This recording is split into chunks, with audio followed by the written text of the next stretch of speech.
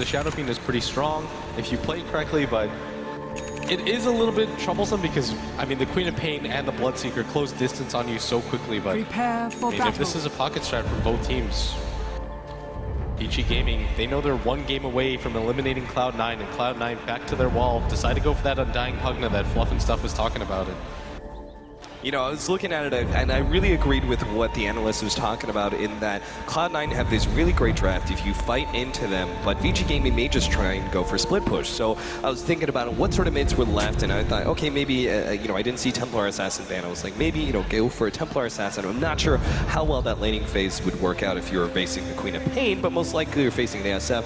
Heavy amount of split push with Desolator. It seemed like the right idea, but the Sniper, similar vein of thought in that you can do a little bit of split pushing, and as they said, incredibly good, particularly in dealing with the Pugna ward, being able to eliminate that with your high amount of range. The question is Sniper still in the meta? I think there's a reason why it's not. It's still hard to protect, and it's such a risky strategy, but Vici Gaming clearly have an idea around it. They've got the Earthshaker, you've got the Cold Embrace from the Winter Wyvern as well that can back him up.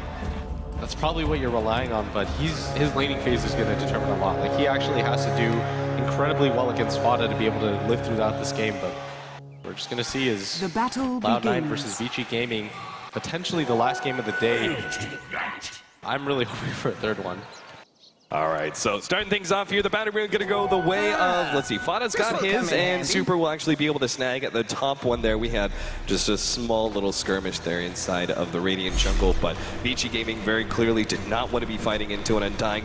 Fenrir, as our Earthshaker, is actually going to be sitting a little bit on this middle lane, really to be expected.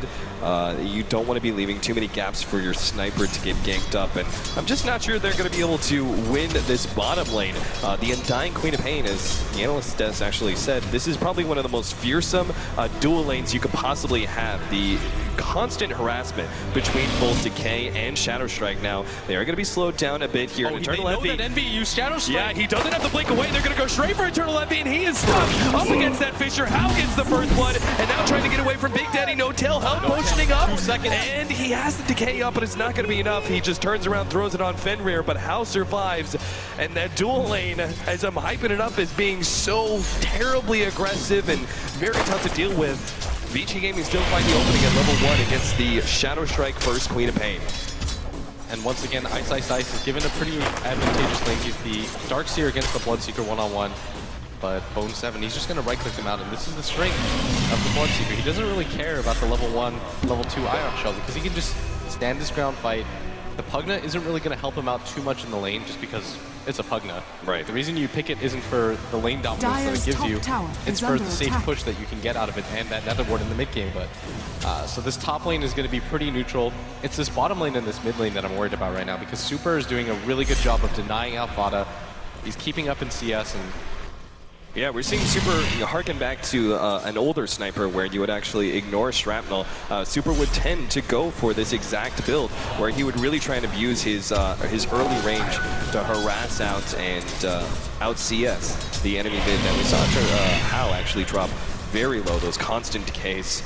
He had 340 max HP at one point in time due to Big Daddy's No Tails, just constant spam.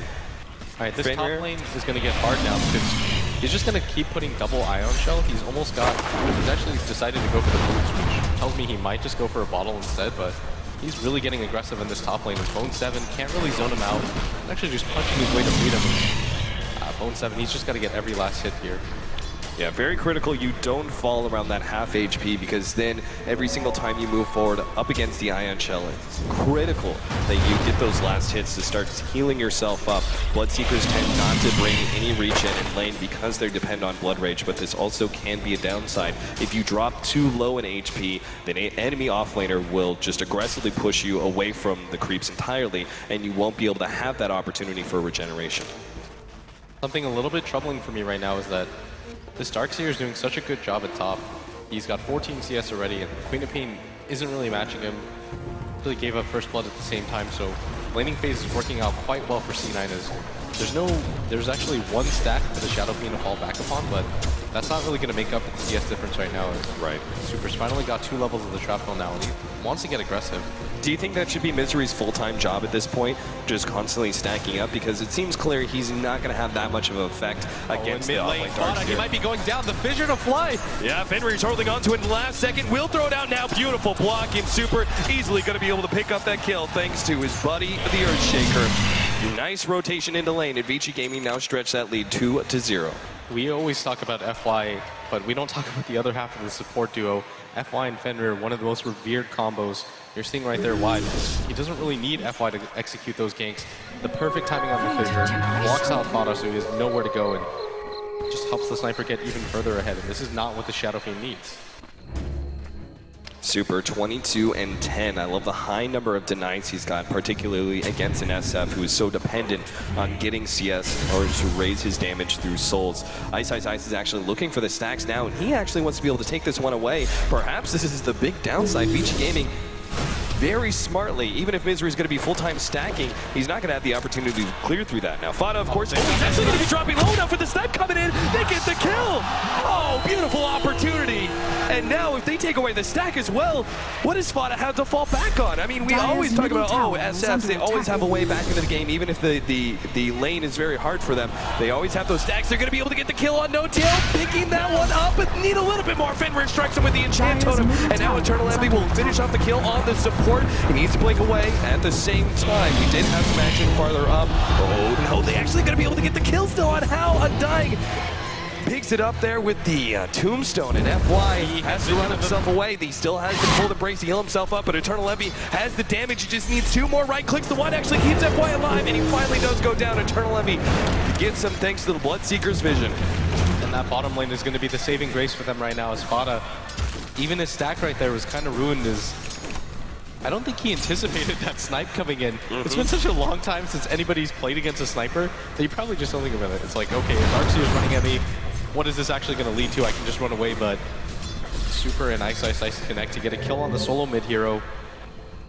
And Vici Gaming is still firmly in control of this laning phase. Fenrir kind of positioned for a Fissure block, potentially, but it's still, the only block you're going to be able to get is against an Undying. Don't really want to be fighting into that, particularly since No Tail is constantly spamming out the decay. Always making sure he has those stacks. Fissure block, making sure Eternal Envy can't actually get to that rune unless he wants to blink for it. They get a good amount of damage out from FY, and Fenrir will guard that Invis rune, perhaps waiting to use it against the mid SF. So iceiceice does go for the bottle. When you go for the boots instead of the recipe, this is fairly obvious. You still have to go for the soul ring, but I think iceiceice just values being able to win that lane at top, so he goes to the bottle. He knows that he doesn't have to alternate to the jungle super soon. This is just a Pugna and a Bloodseeker.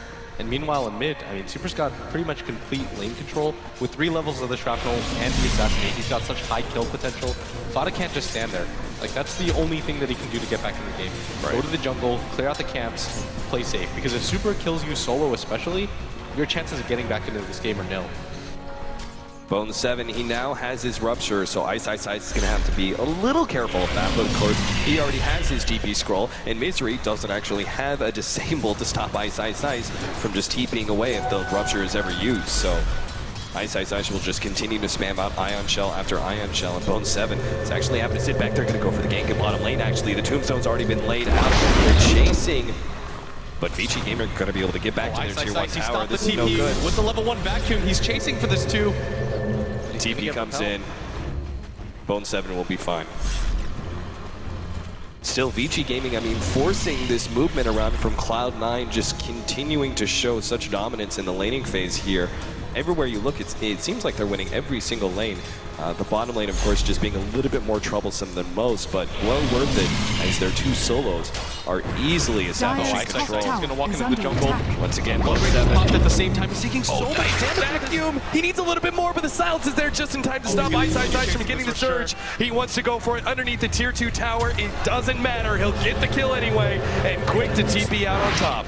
iceiceice, the god. This is the 2nd game in a row. He's been given the one-on-one matchup, and this is a matchup he definitely wins as the Darkseer. It's so hard for the Bloodseeker to be able to stand there.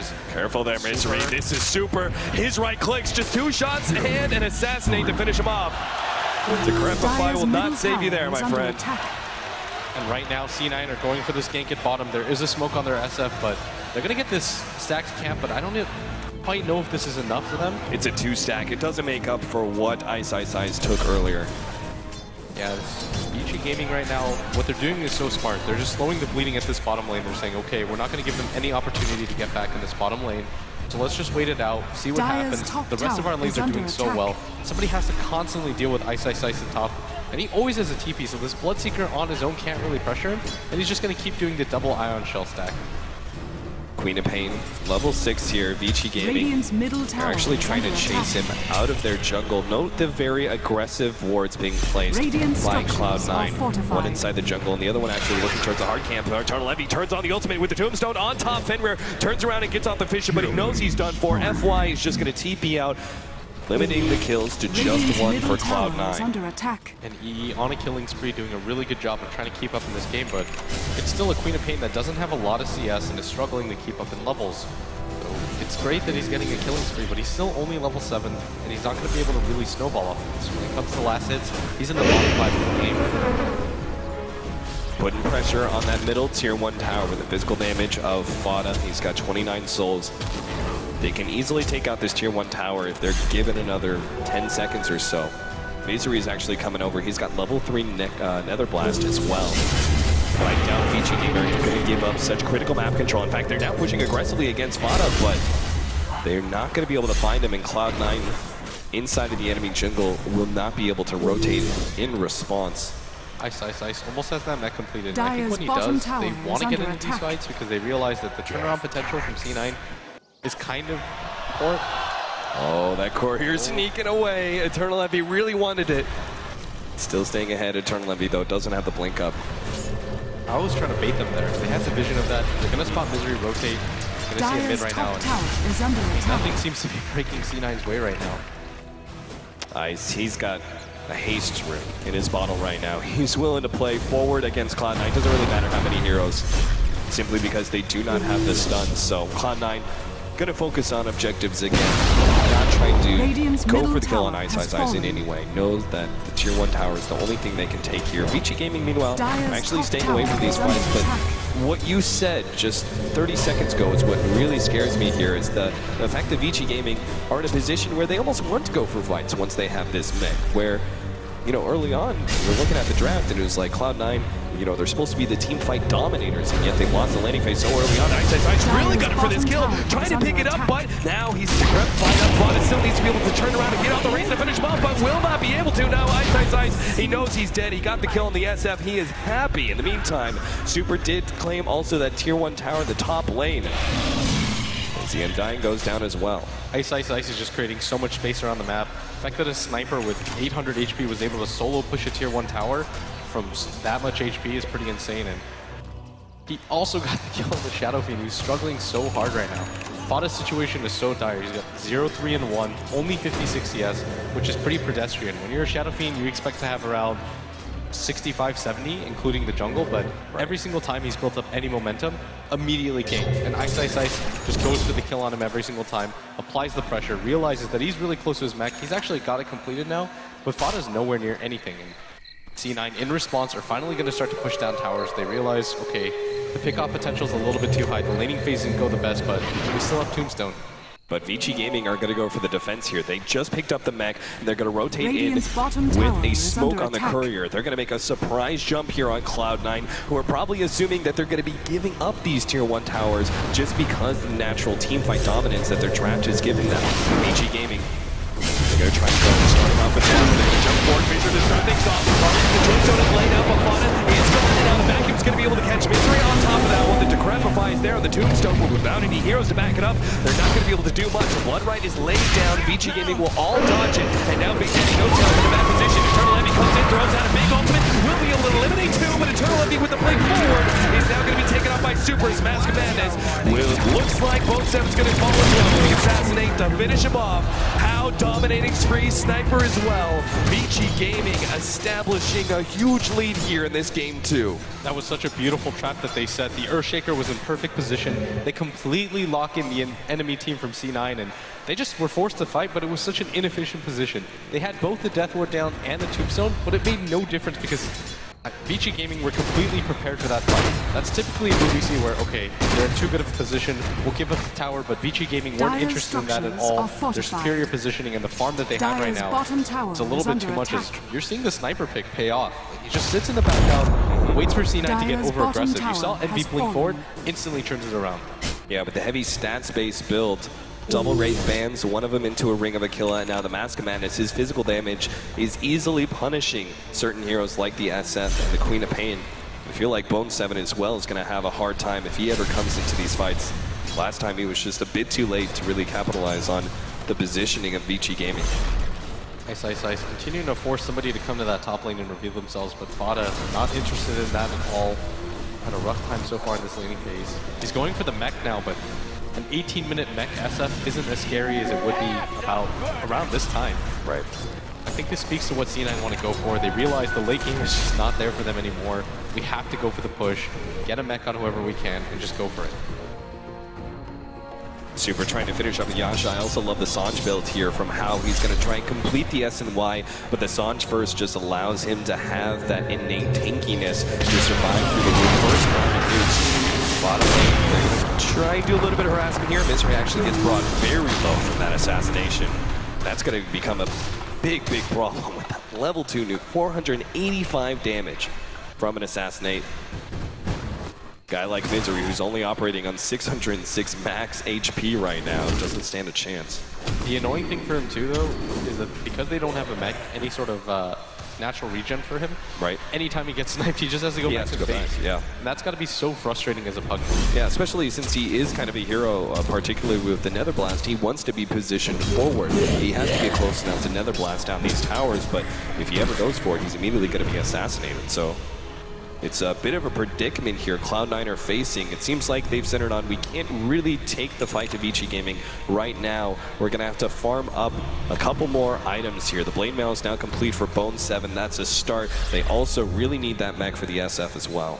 That Blade Mail can be a game changer because it can neutralize the sniper for quite some time, but FY can just pop the Winner's Curse and counter it. They need at least a few more items on their course to be able to make this turnaround. Eternal Envy has to pick up a major item. The mech has to be finished on Fada, who's actually getting quite close to it. But once that happens, they're probably going to have to go for some sort of pseudo push, but he's being trapped in. They don't have a disable for him quite yet. Fenrir's a little bit further away. I'm going to bait this. Echo's land, yep, they locked him in. Eternal Envy didn't blink away in time.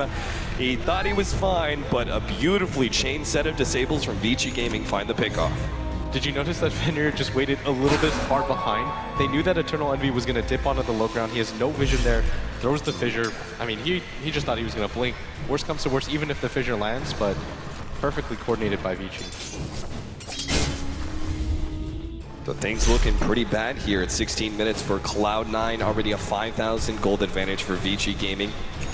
Bone 7's going to start working towards a medallion. They do still have that dire side advantage that will allow you to go for Roshan. Top lane, Fada's going to be charged here by iceiceice. Actually goes for the vacuum play. Eternal Envy is coming in though. iceiceice has to back up. He forced out the ultimate, and I think he's happy with that. He's just going to TP away.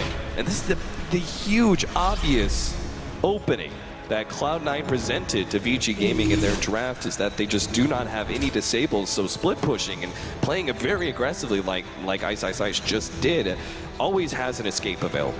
It really helps when iceiceice has 1,000 HP, that mech, a bottle to go with it. So far from 17 minutes in the game. Oh, poor Misery, jeez. One rocket barrage. He just gets taken out immediately. This is going to be in the mid tower right now. They're going to take this, but iceiceice going top to deal with Eternal Envy. He doesn't want this split push to happen, and How is positioned so aggressively. He has to be careful right now. FY, Cloud9 can't afford to group up too much, and there's going to be that Winter's Curse. But it looks like Vici Gaming don't really want to go for the fight here. Meanwhile, Eternal Envy has been chased away by Ice. They know, Vici Gaming know that they're in such a good position right now. They don't want to be giving away anything for free. Even a trade-off is not worth it for them at this point. So they don't continue to go for that tier 1 tower push and focus on the defense at top lane. There's no reason for it. They've got the better cores in the late game. They've got a sniper who can just hold his ground, fight non-stop, especially when he grabs a BKB. You've got a gyrocopter. I mean, we've seen time and time again. This hero was just a monster in the late game. that flat cannon, your call down is almost always before the rocket barrage destroys the force. Oh, 7 gonna make the initiation here. CLOUD9 desperately need to win this fight. Oh, vacuum! Unbelievable display of coordination from VG Gaming.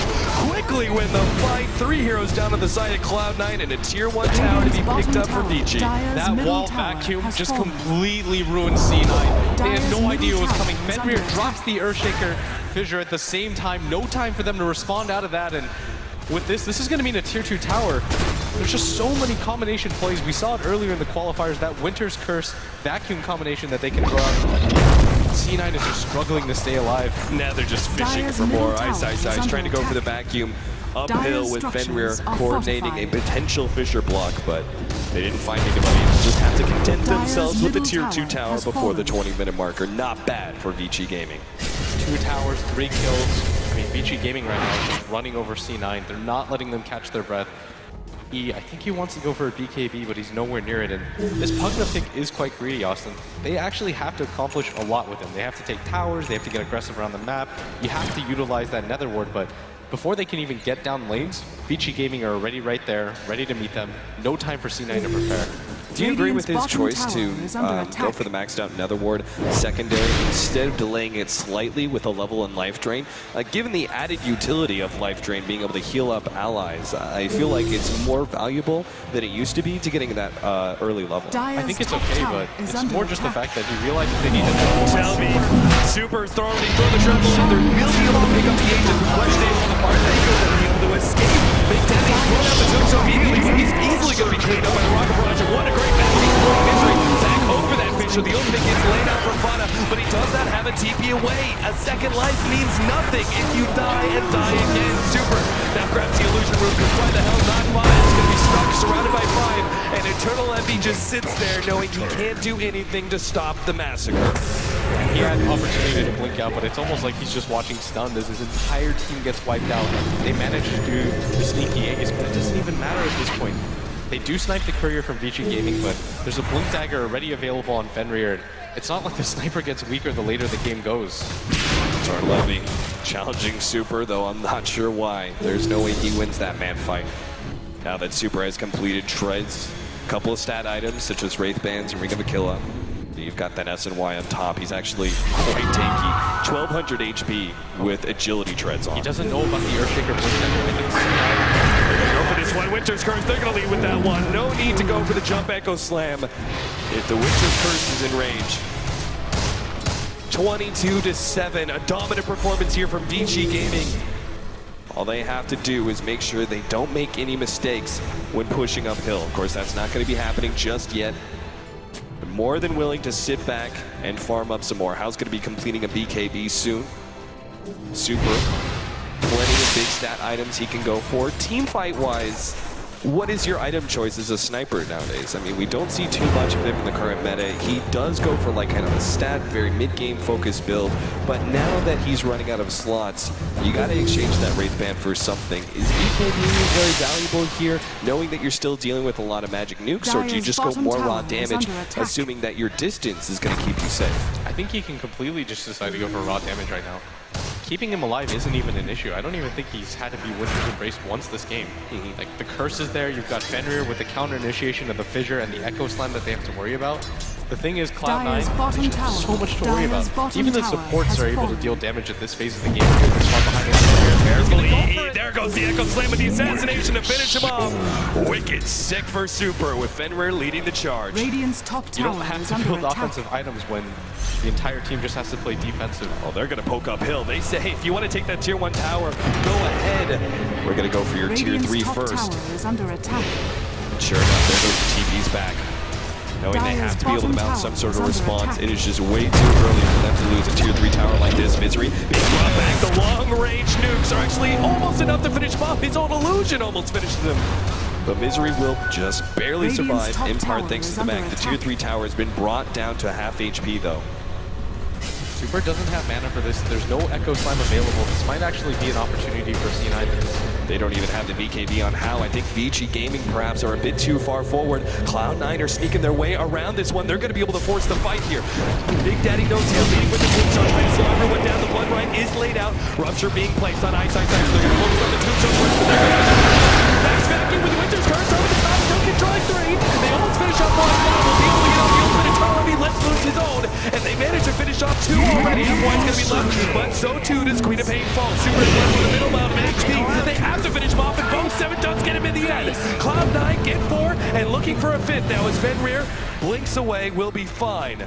But Cloud9, sure enough, Vici Gaming, they just pushed too far forward, perhaps too confident in their lead, and Cloud9 pounce on that moment of weakness. That was actually a game of millimeters right there, because the call down just missed the Vacuum Winner's Curse combination.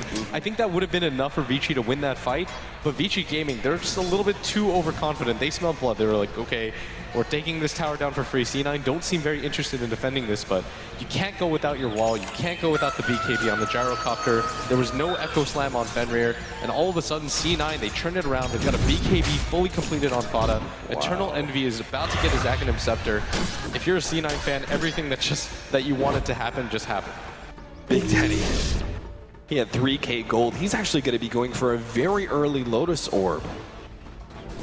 Why do you think that is? Out of all the items he could have chose to go for, they already have the mech up on the SF, so that's taken away, but there's plenty of other defensive items. That's so genius. There's only there's only 2 targetable spells I think right now. Right, Gaming, you've got the Winner's Curse, which is obviously what he's shooting for, or the or the SF, which isn't really good. FY, he's going to be slowed down here, Misery. It's a little life drain out. He does have several Cloud9 members coming back if FY is not careful. Of course, they know with that Nether Ward proccing off of the Dark Seer spamming Ion Shell. They know there's support behind FY. Just continuing to farm. It looks like he's going to go for the Scotty.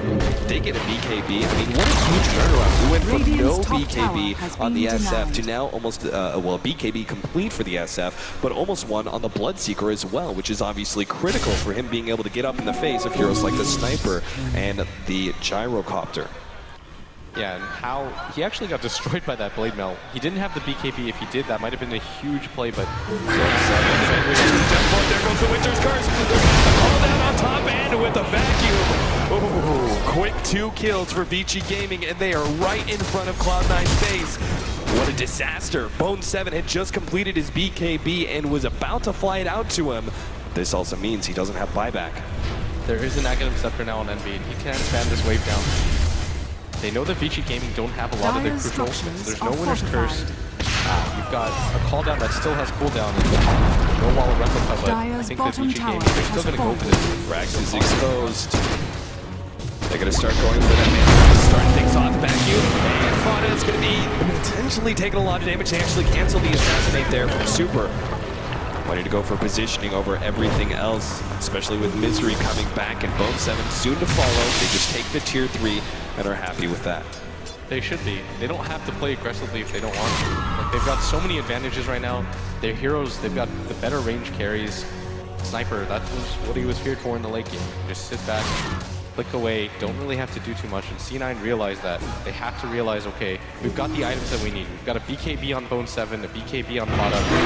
They need to force the fight right here. The tombstone's laid out. What a beautiful Fissure from Fenrir. And that smoke completely neutralized by Fenrir. And I think with that, what Vici Gaming are going to do is wait just half a second. They've got the Wall of Replica back up. Winner's Curse is up at the same time. They've got a Blink Dagger now on their Winter Wyvern. This is going to mean go time for Vici Gaming. Wow. It's that kind of initiation. They're going to deal with the Tombstone first. That is not up for another 30 seconds.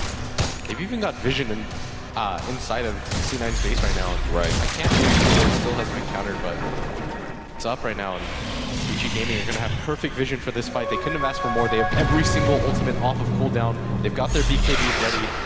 Not a whole lot that C9 can do to defend this. Tombstone is still on cooldown. Eternal Envy's going for a bit of split push right now in the top lane, but has to TP back to defend. But Range Rax is already down before there's any sort of response from Cloud9. Now Blink Dagger is picked up on Fada, and this is their opportunity, especially with the heroes far forward. They're going to lead with the Rupture now on How. The pipe is already laid out. Tombstone, he plays the back in, 2-man Fissure. Already the Winter's Curse laid out, and they actually play backwards. Fada, oh Seer, I'm not sure if that's what he wanted to do. Now he's threatening the ultimate, but How doesn't see the kill. He's going to keep moving forward. And with BKB, he's going to be completely fine. 2 heroes taken out as Super managed to finish off No Tail thanks to the assassinate. And nobody from Vici Gaming is hurting right now. They've all got full HP, nearly full mana. They were able to easily take down 2. Ice with that blink or that vacuum initiation every single time. He's got a pipe on him, and I think this is just go time for Vici. I felt like they were in a good position there almost with it. With CLOUD9, the initiation came out from Vici Gaming, but Fada blinked backwards and popped his BKB rather than forwards. I thought he was going to be in a great position for his ultimate, but that just wasn't there. And now the melee rank is going to be given up. Be careful, Eternal, he goes down both 7 now, pops the play spell, but it's too late. And now Fada, everything's just falling apart for CLOUD9. Bender gets missed by the ultimate from Eternal Envy. How does pick up the double kill towards the end there, and it seems like Vici Gaming are all going to be able to do it. CLOUD9 call it GG. 1 set of racks, but they know they are so far behind against Vici Gaming. They will give up their position here at the International. Vici Gaming will move forward. What a draft by them. It was just completely balanced. They always had the wombo combos ready. Usually in those types of lineups, you're like, okay, in an ideal situation, yeah, that looks amazing, but they pulled off the ideal situation every single time. CLOUD9, they've got so